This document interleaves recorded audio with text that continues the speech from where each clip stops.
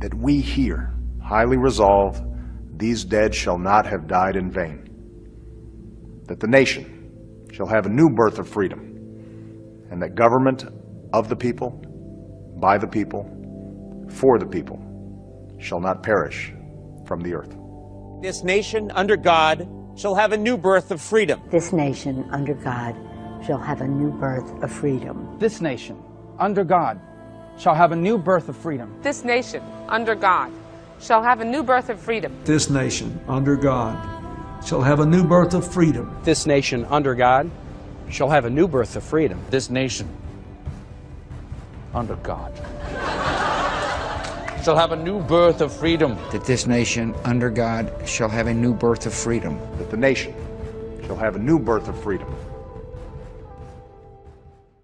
That tells you that this war on Christmas is really the tip of the spear when it comes to a greater battle that's brewing. And that battle that's brewing is those who would want to take God out of our society, out of our culture, which will lead to ruin, as history has proven. Any country, any government, society that has kicked God out of the public square completely, it leads to ruin. Why would we go down that path when we know what would happen? So why did this happen? Our senior correspondent John Miller is with us.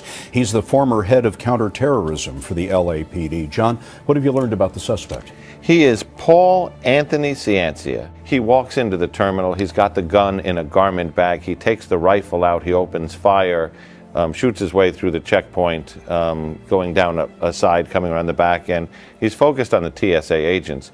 Inside the bag, we are told investigators came up with notes saying that the TSA were fascists and pigs, anti-American rantings, anti-TSA rantings, and references to the New World Order, which is kind of a growing conspiracy group that believes the world is going to be taken over by forces in black helicopters and so on.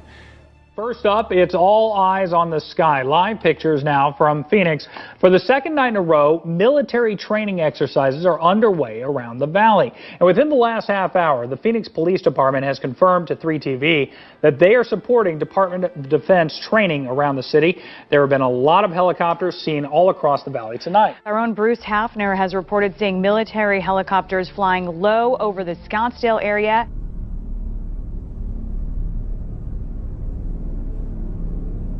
Dan Bongino, running for Congress in Maryland. And not because you want to, but because of the things that you've seen and the things that you know. Tell me what you think is happening with the government is being used as a weapon to destroy people right now. Yeah, we're at a very dangerous point, Glenn, and thank you for having me. It's always an honor. It's been a while, so it's great to see you, and congrats on everything with the Blaze. It's just taken off. Please, thank you. Yeah, we're in a lot of trouble. The president sees government. I think it's because of his lack of experience and maybe community organizing in the past is like this shiny new toy, which for all the disagreements I had with Clinton, Carter, and Bush, there were always limits. There was that line you just didn't cross. We cross it seemingly every day, Every Glenn. day. We're lost in the scandals. The Jamie Dimon shakedown at Chase, the HHS scandal, Kathleen Sebelius shaking down the healthcare industry for money, the IRS. It's to the point, Glenn, where these scandals in and of themselves would be huge, backbreaking scandals, are just lost in the scandal fog in this administration. It's worse than people know. I'm not trying to scare you either. Tell me about the NSA. But with knowing you are Secret Service. Yeah. So knowing what you know, tell me what we should be concerned about. You give the government information, it will be abused. It is not a matter of if it'll be abused. Keep in mind, it's only a matter of when. But the bottom line is, having worked inside the government, it will be abused. It is only a matter of time. So what should we be doing? Because we ring the bell, we talk about it, we look at it, but it's not going It's just not, doesn't seem like it's going anywhere, Dan. No, it's not. And the reason is, as I said, that with the Obama administration, that they're experts in losing you in the fog of scandal. This NSA thing is a back-breaking story. It really is. It gets at the very roots, I'm looking at your roots there in the grass, the roots of what liberty means. That flag means something. It's undermining the very principles by which made this country great. I know you're a believer. I'm a Christian. Jesus Christ, as far as I know, was the only perfect human being to ever plant his feet on this earth. We are all doing something wrong. Remember, when the key's held by someone else, liberty means absolutely nothing. That personal and private self are being evaporated. 200 military leaders out of their posts since President Obama took office. Why are we seeing this purge of some of our greatest leaders, and what effect will this have on our national security? A lot of these guys disagree professionally with the White House, and as a result, they're getting fired. Georgia restaurant owner who proudly makes it his mission to honor those who have served our country, now facing a fight over a U.S. flag that he flies at his establishment. Darren Miller says he was cited by the city for showing his appreciation to the troops. The city now, where it was a violation of in the right-of-way, now they're backpedaling a little bit, saying now it's a permit issue. And I just don't think I should have to pay money to fly the American flag or support our men and women in uniform. Yeah. And I refuse to. Absolutely right. Dean, what do you think this says about our country that you weren't able to fly your flags? Well, I think, it's a shame. Should high school students say the Pledge of Allegiance before class? Well, according to the school district, no. Last night, they voted down a proposal that would require the teenagers to recite the pledge every day. The reason? Board members decided there's not enough time during the day to say it. We felt that we wanted to make it clear that at the high school level, we do not, there's not always an opportunity to have the Pledge of Allegiance spoken every day. This is why people don't understand what we're fighting for. When we talk about current events and we talk about these issues and what we're looking to preserve, they can't tell you because they can't even recite the Pledge of Allegiance. Proud of his 20-year military service and his 10 years of work at Dameron Hospital, Boots Hawks says he's not afraid of expressing his beliefs. I believe in America, and I believe in God so strongly, and I believe that America needs the blessing. The phrase, "God bless America," has been in Hawks' work email signature for more than a year. But just days before Veterans Day, Hawks says the hospital asked him to remove it. He says he did remove it before he sent another email. Yet the next day, he was called into the office. I was going to be put on administrative leave immediately, and this was last Friday, right before the Veterans Day weekend. In the end, Hawks just wants to be able to put "God bless America" back on his email signature. Meanwhile, an American soldier fighting for faith after an army briefing slaps a hate group label on a well-established traditional Christian ministry. That's right. The presentation linked the American Family Association to hate groups such as the Ku Klux Klan, neo-Nazis, Black Panthers, and the Nation of Islam. The soldier was so enraged, the fearful punishment for his own Christian values, he reached out to our own Todd Starnes. Yeah, this happened out at Camp Shelby in Mississippi, and the soldier was part of 50 active duty and reservist troops that had to attend this mandatory session.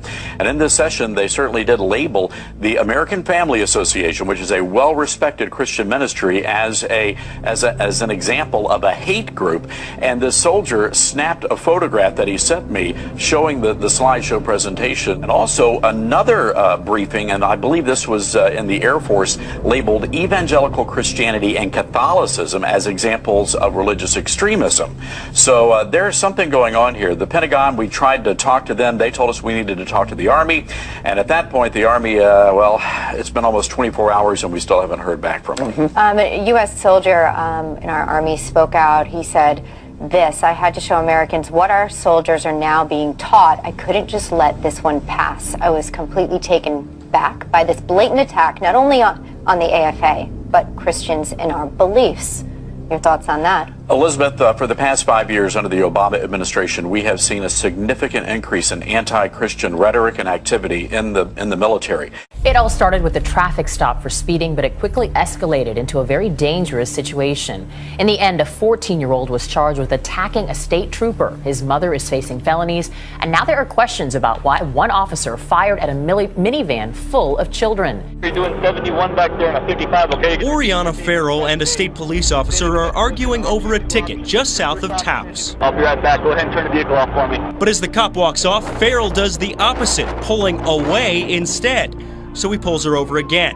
The officer isn't too happy. Get out of the vehicle. Get out of the vehicle right now. You can see the officer try to pull Farrell out while the 5 kids inside scream. Finally, Farrell agrees to get out and talk, but the conversation doesn't last long. Turn around and face your vehicle. Man, listen to me. Farrell and the cop struggle as she tries to get back into the van.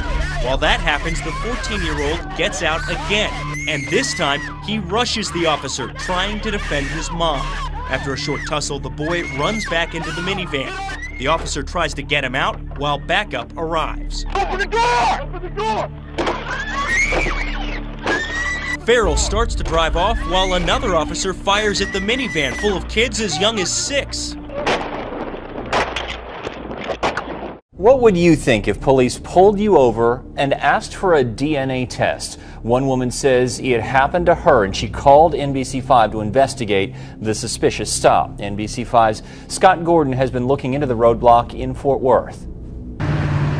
Kim Cope was on her lunch break Friday driving north on Beach when she came across 2 police cars with lights flashing. Yeah, they were about right in here. She says the uniformed officers directed her into this parking lot. I gestured to the guy in front that I just wanted to go straight, but he wouldn't let me and forced me into a parking spot. Once parked, she says she couldn't believe what she was asked next. They were asking for cheek swabs. They would pay you $10 cash for that.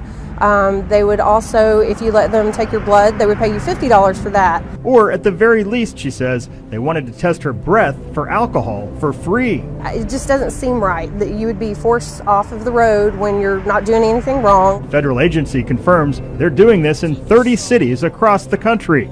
You can't just be pulled over randomly or for no reason. But civil rights attorney Frank Colosi questions whether such stops are constitutional. I don't know, it just doesn't seem right. It just doesn't seem right that they should be able to do any of it. I mean, if it's voluntary, it's voluntary. And again, none of it felt voluntary at all. We should make it clear the people actually doing the survey were government contractors. The Federal Traffic Safety Administration did not respond to our specific questions. After people get off a plane, the new airport exits are getting some strange looks. Some think they look like a science fiction intergalactic time machine. I was expecting to get transported somewhere like on Star Trek. I thought, yeah, we finally got there. Others were wondering if it was an X-ray chamber or might fill up with dollar bills like on a game show. Yeah, it was odd. I'm like, where'd they come up with this? I'm not sure what it is. Doors will open and close automatically. The voice giving instructions is futuristic, but the new exit portals are just part of the Syracuse Airport's $60 million renovation. To keep the passenger area secure, passengers leaving enter the portal, wait for one door to close, and then the other one opens. The portal is one way. If anyone tries to get back into the secure area, the door automatically locks. Syracuse may be the first airport in New York State to have the new exit portals, but the airport commissioner says they will likely be showing up at airports around the country very soon. Employees at this KFC in West Lafayette, Indiana no longer need a password to sign into their cash registers. They come in and they put their finger on a fingerprint mechanism and it just automatically clocks them in. Biometrics, once considered a far-fetched technology, is becoming an everyday reality. From signing onto your phone, accessing your bank account, to entering a secured room. Your unique features are the key to unlocking anything worth safeguarding.